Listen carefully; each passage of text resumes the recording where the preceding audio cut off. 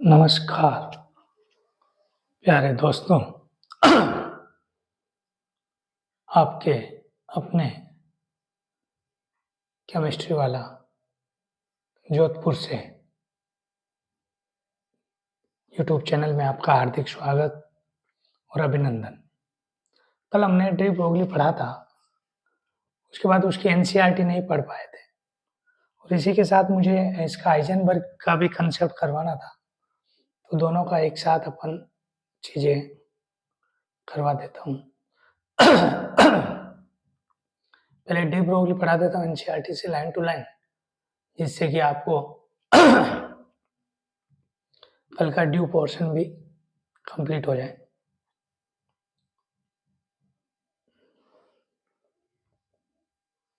अभी स्पेक्ट्रा है, चलो भाई जल्दी। तो डी ब्रोगली क्या था, कल हमने पढ़ा था कि ड्यूअल नेचर ऑफ मैटर है, पार्टिकल फॉर्म में भी वर्क करता है और वेव फॉर्म में भी काम करता है। लैम्ब्डा बराबर h/mv, ये कंसेप्ट हमने करा था और फिर आपने वो सीखा भी था। ठीक है, अब अपन डी ब्रोगली कंसेप्ट पे बात करते हैं।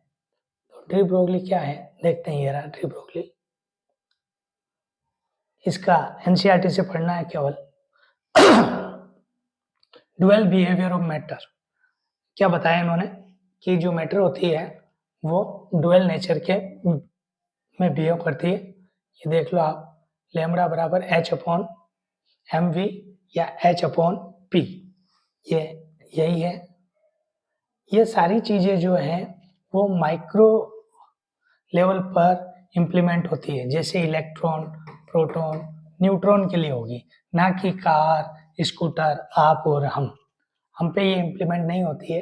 ये केवल माइक्रोस्कोपिक लेवल पर ही इम्प्लीमेंट होती है।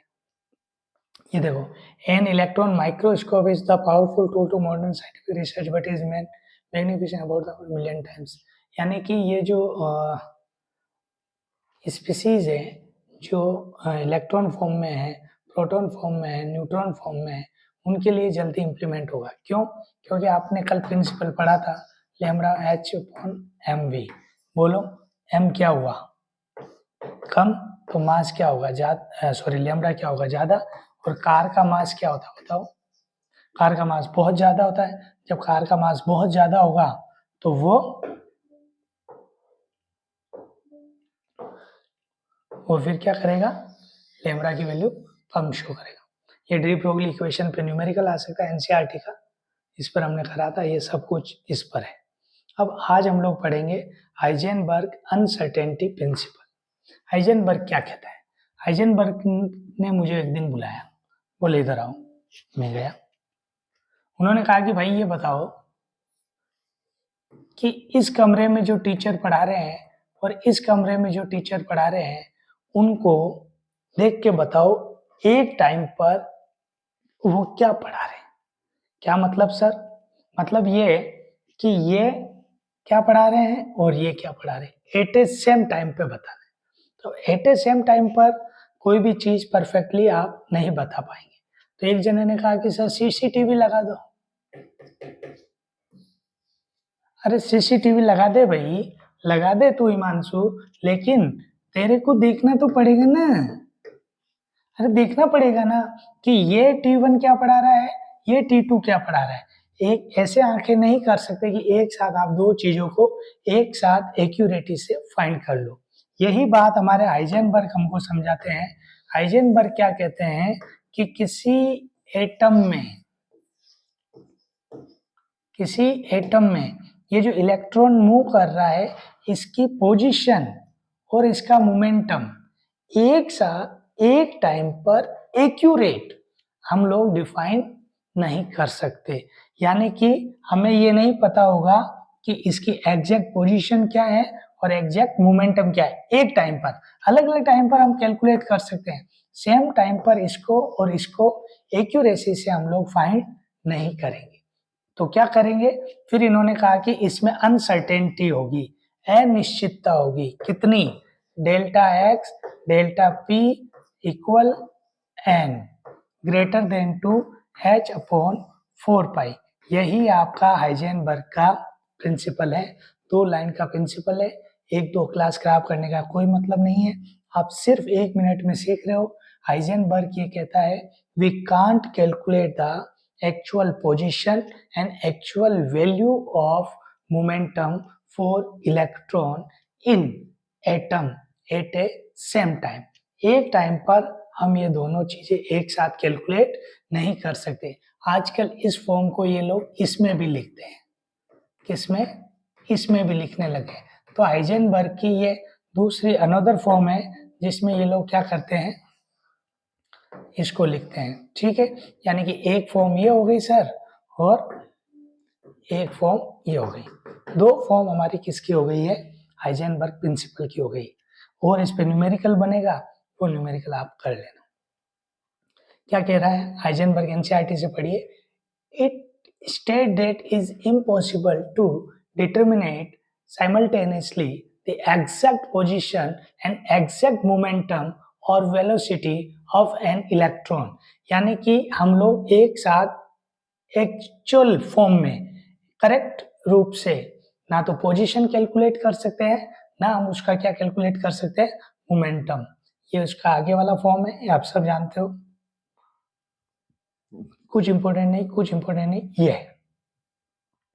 ये लाइन इंपॉर्टेंट मैंने अभी बताई थी। डी ब्रोगली और ये हाइजेनबर्ग माइक्रोस्कोपिक ऑब्जेक्ट पर काम करती है। ये देखो यहाँ से ठीक से पढ़ लो। The effect of the Heisenberg uncertainty principle is significant only motion of the microscopic object. 200% सवाल बनेगा कि हाइजेनबर्ग का प्रिंसिपल किस पर इंप्लीमेंट होता है, लार्ज स्केल के पार्टिकल पर इंप्लीमेंट होता है या लोअर स्केल के पार्टिकल पर इंप्लीमेंट होता है। तो ये जो माइक्रोस्कोपिक ऑब्जेक्ट है, छोटे ऑब्जेक्ट है, इलेक्ट्रॉन है, प्रोटॉन है, न्यूट्रॉन है, इन पर ये क्या होता है, इंप्लीमेंट होता है। और अभी एक फॉर्मूला है, फॉर्मूले की वैल्यू आप डायरेक्ट मैंने कहा था याद कर लो, जिससे आप अनसर्टेनिटी एग्जैक्टली कैलकुलेट कर सकें। यानी कि देखो इन्होंने हमारे लिए कितना अच्छा करके दे दिया है, क्या, delta v delta x equal to h upon 4πm। यहाँ पर इनकी वैल्यूज रख दो। यदि आप इनकी वैल्यूज रख दे तो 4π और इसकी वैल्यू दी हुई है 10⁻⁻²8। सीधा आंसर करोगे आगे m की वैल्यू लगाकर, तो आप किसी को भी परफेक्ट कर सकते हो। ये हाइजेनबर्ग कैसे थे, ऐसा कहा जाता है कि जब ये मर गए थे तो इन्होंने पहले ही कहा था कि मेरी कब्र पे ये लिखवा देना कि मैं यहीं कहीं हूँ, फिक्स पोजीशन नहीं है, अनसर्टेनिटी है, इसलिए इनकी कब्र पे लिखा हुआ है कि मैं यहीं कहीं हूँ। कहाँ हूँ पता नहीं, क्यों, क्योंकि इन्होंने कहा था कि इलेक्ट्रॉन की एग्जैक्ट पोजीशन और मोमेंटम हम लोग कैलकुलेट नहीं कर सकते। इस प्रकार से हमारे ये 3 कंसेप्ट पूरे हो गए। कंसेप्ट नंबर 1 था वो क्वांटम नंबर था, कंसेप्ट नंबर 2 था लैम्ब्डा बराबर h अपॉन mv, और कंसेप्ट नंबर जो 3 था वो था delta x delta p h upon 4π। अभी जेई मेंस के सेशन हुए थे, इसमें भी बहुत सारे सवाल आए हैं, और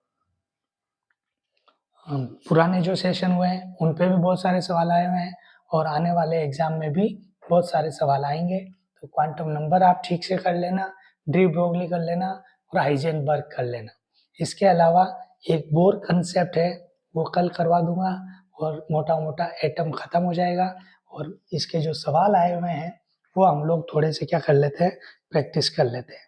देखता हूँ ये कहीं बंद तो नहीं हो गया क्या, कि ये बार बार बंद हो जाता है, फिर बंद हो जाता है तो पता नहीं चलता कि क्या हुआ है। ठीक है, तो हम लोग ये थोड़े सवाल कर लेते हैं हाइजेनबर्ग के और इनके, फिर अपन करते हैं। जब तक तुम मुझे बताओ NLMS 4 3 2 प्लस माइनस हाफ, ये किसका है, ये किसका वैल्यू है, मतलब 4s की है, 4p की है, 4d की है, किसकी है। जब तक मैं आपके सेलेक्ट करके सवाल निकाल दूं।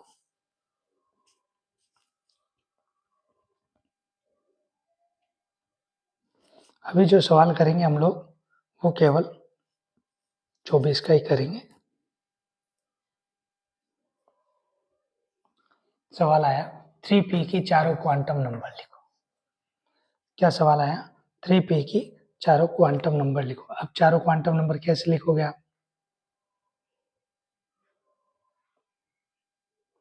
बताइए। 3p की क्या होगी, n बराबर 3, p बराबर 1, सॉरी l बराबर 1, s बराबर, क्या कर रहे हो सर, क्या कर रहे हो, l बराबर 1, m बराबर प्लस माइनस 1 और s बराबर प्लस माइनस हाफ। ये सवाल है। एटॉमिक नंबर 19 के लिए पॉसिबल क्वांटम नंबर बताओ, 19 के लिए ये सवाल आया जेईई मेंस में, 19 का। अब 19 क्या है बताओ, पोटेशियम है, पोटेशियम क्या आएगा sir, 1s2, 2s2, 2p6, 3s2, 3p6, 4s1, outer most shell यही है। इसके चारों क्वांटम नंबर बोलो।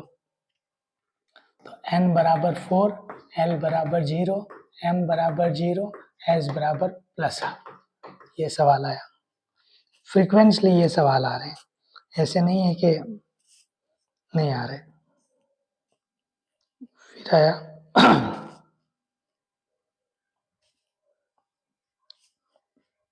एक मैं आपको n प्लस एल का रूल भी सिखा देता हूँ, क्योंकि बार बार आ रहा है।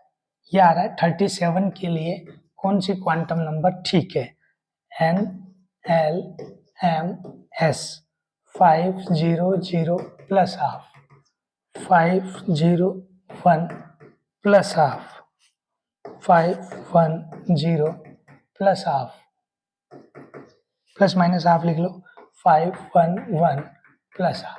कौन सी क्वांटम नंबर 37 के लिए सही है, तो आप ध्यान जानते हैं 36 नंबर पे जो है वो कौन है, इनर्ट गैस है। तो 37 वाला है जो कहाँ आएगा, यहाँ पे आएगा एस ब्लॉक में, एस ब्लॉक में आएगा तो एस की एल की वैल्यू 0, तो एम की वैल्यू भी क्या होगी 0 होगी, यानी कि ये आंसर आपका क्या हो जाएगा, सही हो जाएगा। अगला नोबल गैस कॉन्फ़िगरेशन आप कर लोगे, अगला नहीं आया है, ये नहीं, इलेक्ट्रॉन कॉन्फ़िगरेशन है। n बराबर 4 और s बराबर प्लस हाफ है, तो वो कौन सा इलेक्ट्रॉनिक कॉन्फ़िगरेशन वाला हो सकता है। The number of electron present in all complete field सब सेल हैविंग n बराबर 4 और s बराबर प्लस हाफ, बताओ टोटल कितने नंबर होंगे इलेक्ट्रॉन्स के n बराबर 4 में।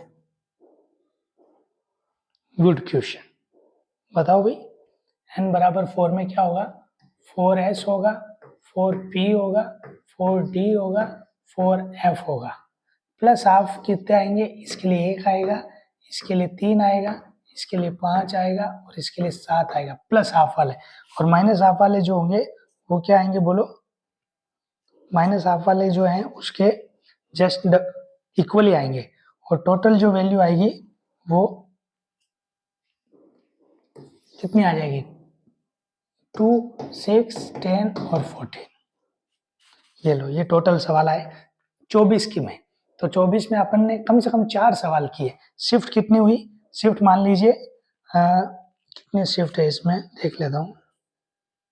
शिफ्ट हुई है आपकी 1 फरवरी, 31, 30 जनवरी और 27 जनवरी, यानी कि इन शिफ्ट में हर शिफ्ट में आपके क्वांटम नंबर पर क्या हुआ है, सवाल आया। एक ड्रिप गोगली का था, वो स्केप हो गया था मेरे से। तो कुल मिला के आपके lambda is equal to h upon m v, delta x is equal to delta p h upon 4 pi, और ये क्वांटम नंबर, इन तीनों पर बार बार सवाल आ रहे हैं।